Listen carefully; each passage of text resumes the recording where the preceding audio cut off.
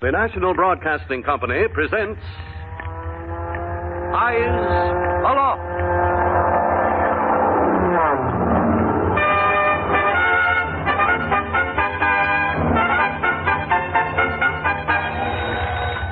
Army flash. 1. Single motor. Low. Scene. 5 William 3. Overhead.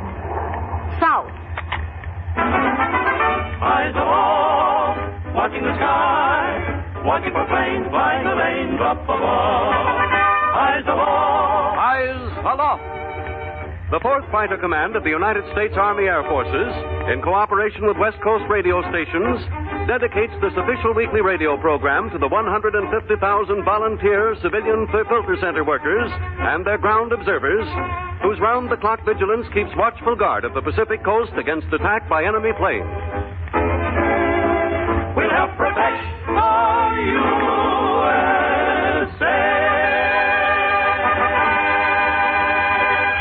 Good evening. This is Harry Von Zell, pinch hitting for your regular Eyes Aloft announcer, Ken Carpenter. Tonight, the 26th gala performance of Eyes Aloft brings to our microphone the commander of the 4th Fighter Command, General William E. Kepner. He has flown his plane from his northern headquarters to Hollywood this afternoon so that he can appear before this microphone tonight with a special message to his 150,000 volunteer civilian army. Also on this broadcast, you'll hear the music of Gordon Jenkins and the Hollywood Men. Filter Center News, released by the noted newscaster Sam Hayes. The 4th weekly winner of the Why Do I Come Here contest. Another great American story, and the presentation of the handsome Eyes Aloft Gold Trophy Award. Here now is your Eyes Aloft narrator to take over the shift, Gain Whitman. How do you do, ladies and gentlemen? Today is a sort of a birthday for us. This is our 26th broadcast. Tonight we are celebrating our first 6 months on the air, and we're indeed pleased that General Kepner can be with us. Yes, we are 6 months old on the air tonight. Fan mail now pours in from observers, filter center workers, and the military of the Aircraft Warning Service at the approximate rate of 1,000 letters a week. Be assured that every letter is read carefully. We thank you for writing, for much of the material for these radio programs comes from the letters you send us. We'd like to take just a moment to read a letter which just arrived. A letter from a soldier stationed at Gardner Field. A letter which I'm sure will inspire every Aircraft Warning Service worker. The letter, dated January 30th, reads, Dear Eyes Aloft, I just heard your program and would like very much to have 5 copies of the poem The Recognition, the one about the soldier on sentry duty who imagines he meets Christ. I'm writing this letter for the boys in my barracks, and we would all like to have a copy if that's possible. I'm in a guard squadron, and we too know what it is to stay up all night, walking around alone and just listening. It is good to hear your program and know the civilians are helping the soldiers who stay up all night to guard our wonderful country. I know what a swell country we've got, because I spent the first 6 months of this war overseas on a lonely island, standing guard over an anti-aircraft gun day and night. Sure gives a guy an awful lonely feeling. But when you think that there are others, soldiers, sailors, Marines, and civilians at home doing the same thing, the fellow doesn't feel so lonely after all. So, as I've tried to tell you, that poem, The Recognition, sure hit the spot with us.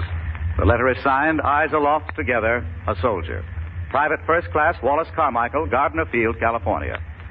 Well, don't you volunteer civilians of the Aircraft Warning Service feel a tinge of pride when you hear something like that from a boy who has been there and knows what he's talking about? Well, you have a right to be proud of your work with the Army. And now, let's turn to our Why Do I Come Here contest. Each week, we present a Treasury Department war-saving stamp book with $5 worth of war stamps to the person sending in the best 100-word entry stating why he or she continues to faithfully serve the Aircraft Warning Service. Also, the winner's observation post or filter center receives a handsome desk clock. Gordon Jenkins composes an original orchestral score to background the reading of the winning entry. Here is this week's winner of our contest, Why Do I Come Here?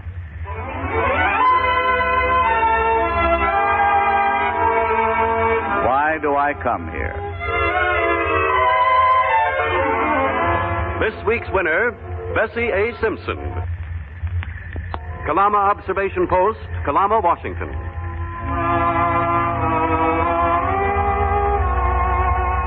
Why do I come here? I have no one to give to save my land, while other women's sons must fight and die. Others must do the work. But I can stand hourly in cold or heat, searching the sky for friend or foe, and listening for the hum of flying death. Perhaps I cannot see. And I'm glad, God grant it never come, that I can give a little bit of me.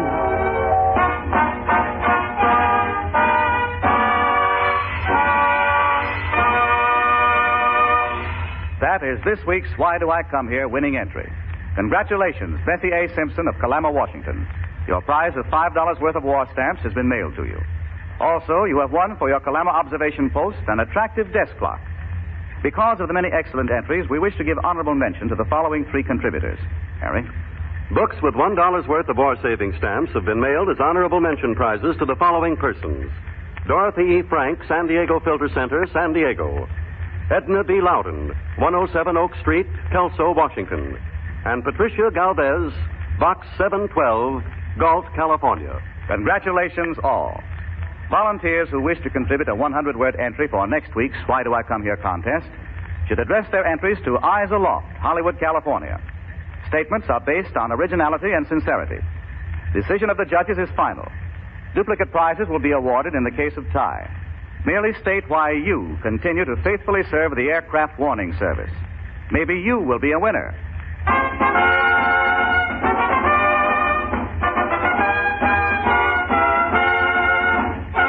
In the 6 months that Eyes Aloft has been on the air, we have presented a wide variety of features. One of the most popular proves to be our new department, Filter Center News, edited by the noted news analyst Sam Hayes. Here he is with the 4th edition of Filter Center News. Sam Hayes. And good evening, ladies and gentlemen. This is Sam Hayes bringing you personal news items about Pacific Coast Filter Center workers from border to border. Bellingham, Washington. Hats off to Miss Nancy Hennessy, who works on A ship at the Bellingham Filter Center. Since Pearl Harbor, she has walked 4.5 miles to her work at the center 3 times a week. And some people grouch about gas rationing. San Diego. At noon today, members of Team 7B and 7D enjoyed luncheon at the Golden Lion. Mrs. Edna Jensen made the arrangements. Portland, Oregon. 4 Portland volunteers have just left the Aircraft Warning Service to adopt the uniform. Miss Almarine Wattenberg, Mrs. Evelyn Stenlake, and Mrs. Farrelly Rowland have enlisted in the WAC, and Miss Clarice Gates has joined the Waves. Note, if there are 4 other women in the City of Roses who would like to offer their service at the Filter Center to replace the girls who are leaving for war duty, telephone Atwater 9651 now. The number is Atwater 9651. Seattle, Trick 3F is glad to welcome back Mrs. Lou Key, who has returned from a visit in Washington, D.C. and New York. Mrs. Key has worked at the Information Center in Seattle since September 1941 and was supervisor for the first all-Chinese ship. While in Washington, D.C., she was entertained at the Chinese Embassy. Roseburg, Oregon, wedding bells. Wedding bells will ring the latter part of February for Wilma Pounds and Sergeant Jim Beaver, both of the Roseburg Filter Center. Sacramento, good luck to Dorothy Myers, Beth Lemon, Patsy Seuss, Catherine Harrington, and Mary Jane Brown, loyal volunteers, who are now awaiting their travel orders for military duty outside the United States. Note, will 5 other Sacramento women call and volunteer their service at the Filter Center to replace the women who are leaving. The Sacramento number to call is 25041, extension 372. I repeat, 25041, extension 372. San Francisco Information Center. A big bunch of gardenias to Nina Forbes and Vera Davis, who have both served over 1,500 hours without missing a day. Mabel Lay is training for nurse's aide in the California State Guard, and Mary B. Cook, with 1 son in the Army and 1 in the Navy, drives 35 miles round trip from Mount Tamalpais to do her job at the Filter Center. Port Angeles, Washington. The title Glamour Boy has just been won by Corporal James Ward of the Port Angeles Filter Center. As of February 1st, he had received 19 Valentines, and they're still pouring in. Who said Victor Mature was such a beautiful hunk of man? Redding, California. It was a big surprise for Emily Howard on January 28th. Members of Ship 1 showered Emily with birthday gifts. North Coast Filter Center, San Francisco. Ethel Simon, upon receiving her 500-hour pin, gave a rousing party to Shift 6. Shift 10 gave Camilla Stansfield a birthday party January 26th where she received her $500 pin. Fresno, California. I don't want this to get around, but it's being whispered that the girls of Shift 10 are simply thrilled with their new filter officer, Lieutenant Sliker. And thus we close tonight's Filter Center News with this week's nomination for the Honor Roll of Service. This week we name Mrs. Negley F. England, Director of Civilian Components of the Seattle Air Defense Wing, who has served the Aircraft Warning Service for more than 4,400 hours. This is your Eyes Alofter news reporter, Sam Hayes, bidding you one and all a very good evening.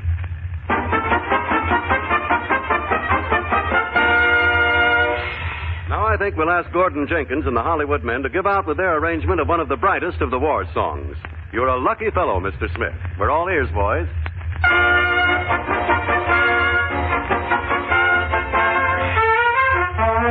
You're a lucky fellow, Mr. Smith, to be able to live as you do, and to have that swell Miss Liberty gal carrying the torch for you. You're a lucky fellow, Mr. Smith. Do you know just how highly you rate? You should thank your lucky stars, and I mean, you should thank all 48. And you've really got a family tree with Washington, Jefferson, Lincoln, and Lee. You're lucky to have ancestors like that. Don't you know you were born with a feather in your hat? You're a very, very wealthy gent. I don't care if you haven't a cent. You've got your American way. And brother, that ain't hay. If some poor sucker could choose, they'd love to be in your shoes. That proves that your good fortune's no myth. You'll find it's mighty handy to see a Yankee Doodle dandy. You're a lucky fellow, Mr. Smith.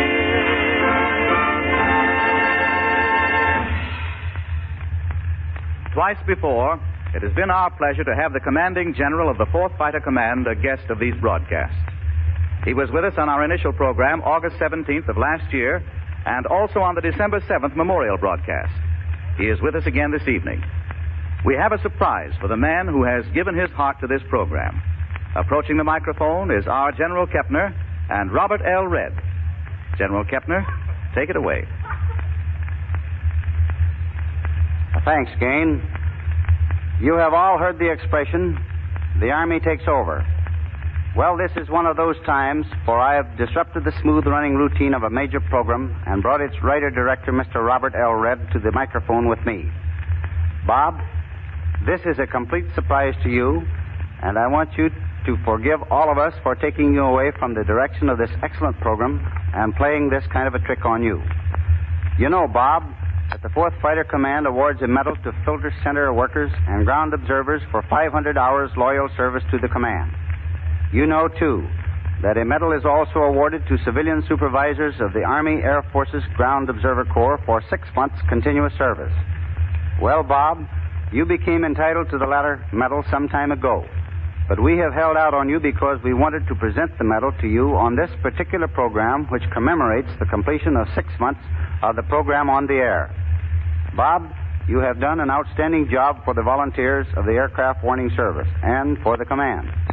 Through this program, you have told stories of loyalty and devotion to duty on the part of filter center workers and ground observers. You have shown where they fit in the defense of the Pacific Coast against air attack. And, most important, you have brought about a greater realization upon the part of the general public of their debt to these 150,000 volunteers. On behalf of the 4th Fighter Command, and with my personal congratulations for the fine work you have done, I herewith present you this medal as a small token of the regard in which the command and the volunteers of the Aircraft Warning Service hold you.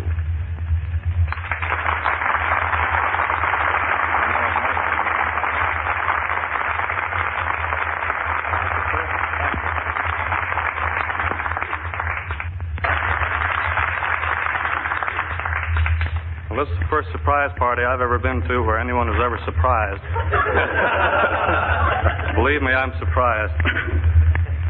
I'm very proud of this, General Kepner, and to be presented with a pin by the General, by my commander, makes me doubly proud.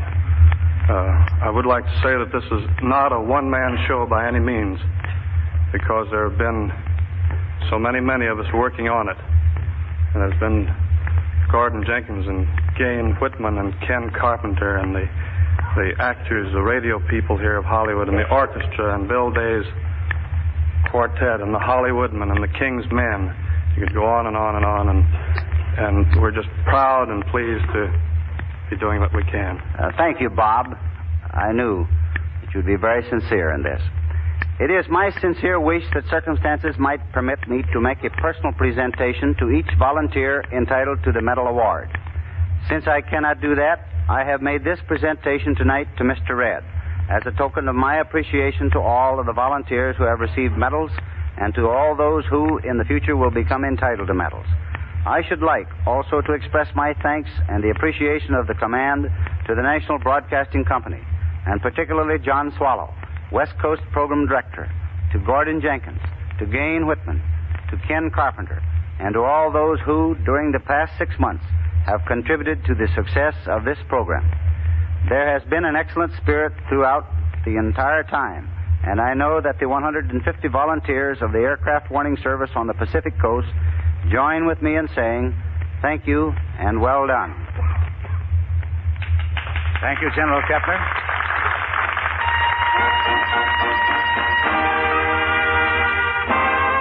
Tonight's new and true Great American Story. So often, people who live in small towns say nothing exciting ever happens in our town. But things are happening everywhere these days.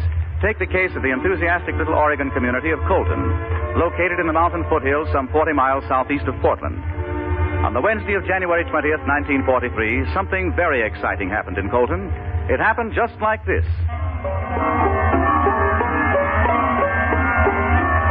First, let us explain that the countryside was covered with a heavy blanket of first snow.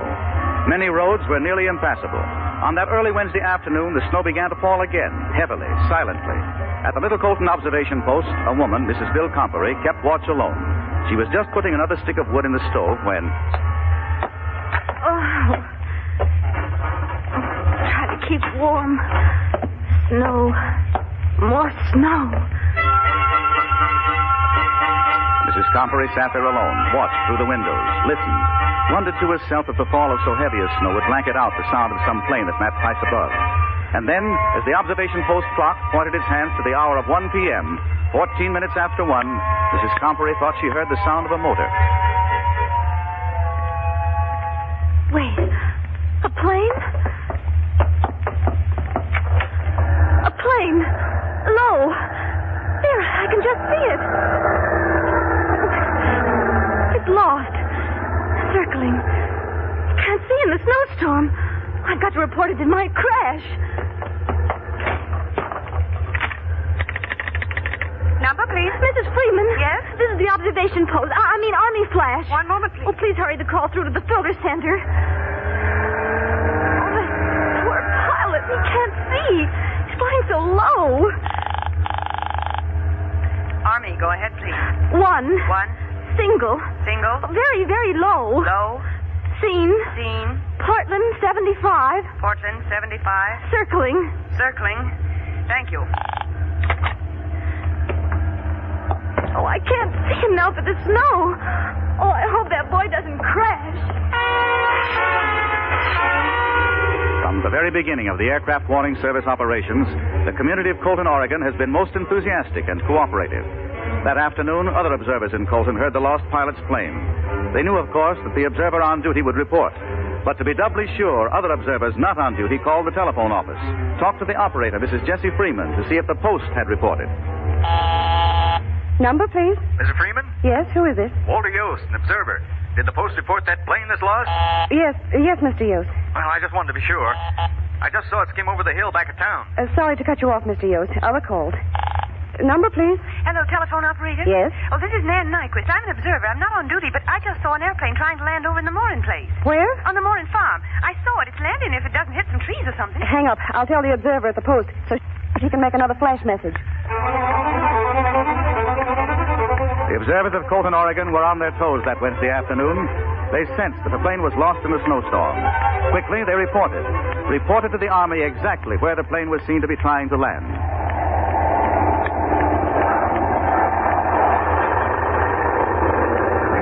Well, at least I'm down. But where? Might as well get out and take a look around, see if I can make a fix. I better take off from here before this snow gets any deeper. If I don't, I'll really be in trouble. Let me see now. That must have been the Willamette River I followed. Lots of trees around. Gosh.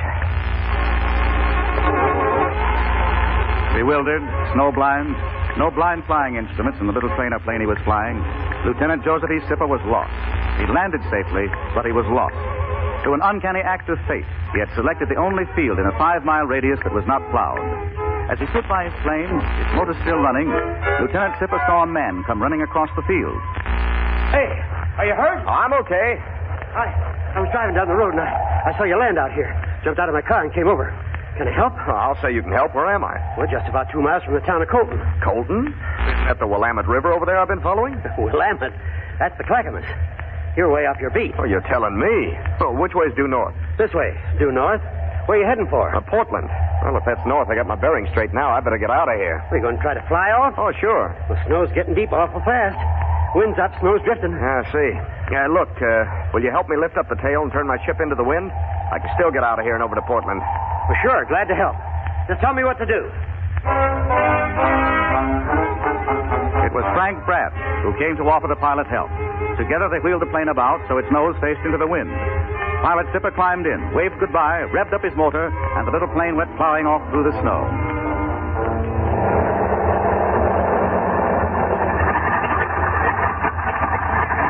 That was too deep to get up enough speed for a takeoff. Brother, I'm really stuck here. Well, I'll taxi over by that tree and stay here. Lieutenant Sipper taxied his tiny plane over by some trees, cut off the motor, and with a man who had come to help him, they went over to the house that stood on the edge of the clearing. It was the home of Jesse J. Moran, a logger. See, Lieutenant, this is the house here. You'll have some protection at least. Yeah. I hate to leave you, but I don't have chains on my car. I think I better get back to it and get it off the road before I get drifted under. Well, you run along, Mr. Bratt, and thanks for everything. I'll tell the folks in town I found you, and they'll send help. Okay, I'll go in the house here. So long. Thanks, and see you later. Smoke coming out of the chimney. Somebody ought to be home. Yeah? Oh. Oh, you see me land my airplane out in your field a minute ago? Airplane? No, where? Oh, right over by the tree there, see? Well, I'll be doggone. What is it, Jesse? Airplane landed on our place, Bertha. An airplane? Come on in. Don't stand out there in the wind and snow. Come on in. Oh, thanks. Oh, you're an Army flyer, huh? Yeah, I got lost in the snowstorm. Hey, it's nice and warm in here. Would you like a cup of coffee? Only take me a second to make it. Say, that sure would be good. You a captain or a general or something? Oh, I'm a lieutenant, Lieutenant Sipper. I'm glad to know you. My name's Moran, Jessie Moran. Is my wife. How do you do, Miss Moran? You got a phone here I can use? Oh, sorry, I don't have a phone. Oh. Oh, you could take him over to Roy Woodward's place, Jesse. He's got a phone. Yeah, you want to go over to neighbors and phone? Yeah, I better. I got to report my location into the Army base. I don't want them out in this weather trying to look for me. I'll get my coat and cap. Well, now, you wait a few minutes, Lieutenant. You need some coffee. Then you can go. It'll only be a minute. What's this, more company? Well, haven't had so many visitors to our place in a month of Sundays. I'll stay not. I'll see who it is. Is there an Army pilot here? His plane's out in your field. Oh, come on in. Get out of the snow. Oh, thanks. Quite a wind driving the snow now. Oh, you are here. Yes, ma'am. That's your plane, of course. Yes, it is. I got forced down by the bad weather. Are you alone? Yes, ma'am. Then nobody was hurt. We heard you circling over town. The post reported you right away. The post? You have an aircraft warning observation post around here? We certainly do, and a good one.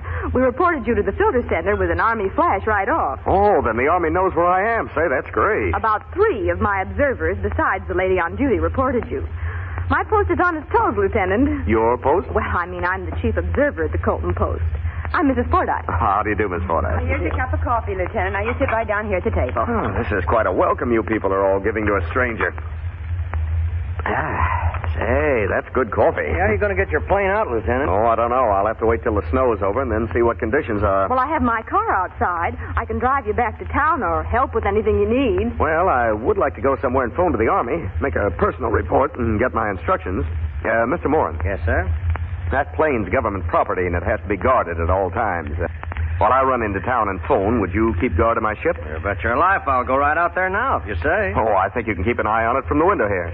Say, in case I have to stay around here a few days, have you got an extra bed where you can put me up? Well, I can make up the couch in the front room, Jesse. Well, I'm afraid the way the snow's drifting, the roads are going to be blocked to car travel. I hate to hurry you, Lieutenant, but I better get you into town, let you phone, and then bring you back. Well, okay. We'll be on our way, Mrs. Fordyce. I'll go on out to the plane. Take my gun with me just so as I can back up there. Well, you know, Lieutenant, some of my observers have been saying lately that nothing exciting ever happens at our post. Well, your observers certainly turned in a neat job today, reporting one very badly lost flyer. I'm certainly indebted to them for letting the Army know so fast. I wish my people could hear you say that. Some of them think their work isn't so important. It's just about one of the most important civilian jobs anybody can be doing today. I'm certainly indebted to your observation post. Well, thanks, folks, and I'll be back in about an hour, I guess, to be your star boarder for a few days.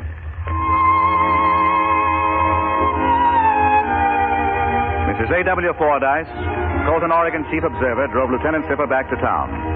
He reported by phone to the Army. Later that afternoon, other observers got a sleigh, packed it with canned goods and extra supplies, and drove the lieutenant back to the Moran place.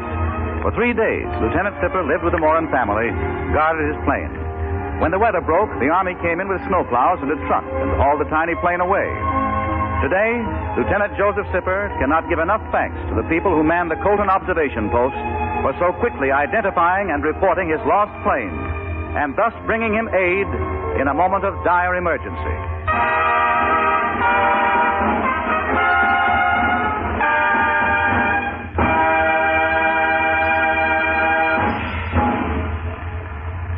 Each week, we present the National Broadcasting Company's Eyes Aloft Gold Trophy Award to some outstanding observation post or filter center. We are fortunate to have Colonel Ernest Moon, Executive Officer of the General's Headquarters, to make this week's presentation. Colonel Moon.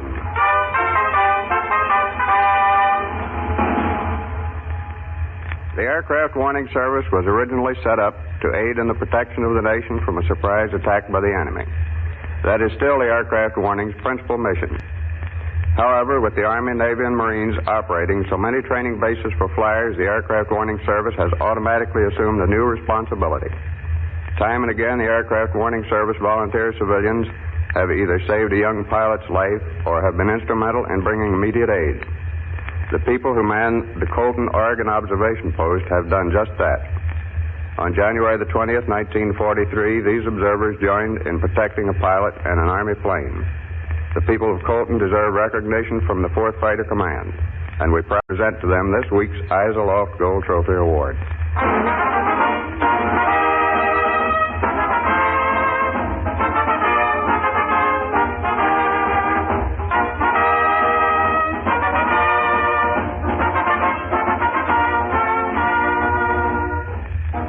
Whitman saying goodnight to the 150,000 valiant Aircraft Warning Service volunteer civilians who keep constant vigil of our home front so that America will be ever safe from enemy attack by air. Night.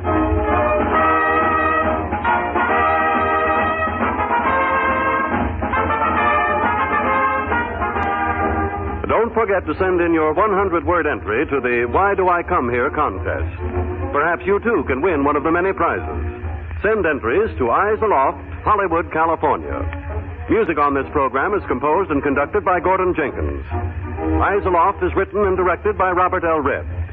This is Harry Von Zell charging you to always remember, Eyes Aloft.